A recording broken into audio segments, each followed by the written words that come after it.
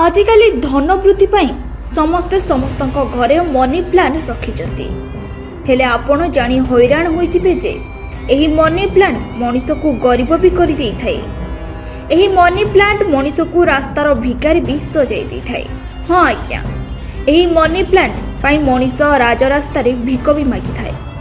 धन संपत्ति और सुख समृद्धि रे वृद्धि पाई लोके घरे और बगीचारे मनी प्लांट वृक्ष लगाई थांती।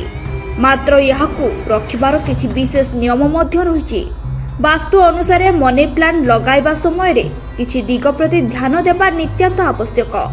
किछि भूल करिबा द्वारा मनी प्लांट धनी को मध्य कांगाल करि देइथाय।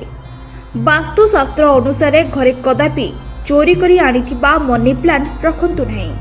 यह कदापि शुभफल प्रदान करि नथाय। मनी प्लांट को सर्वदा बाजार रु किनि आनी घरे लगाइबा उचित। अन्य को मागी या घरे लगांतु नहीं। अन्य घर मनी प्लांट मागी करी आनी लगाइले सर्वदा आर्थिक समस्या लगी रही थाए।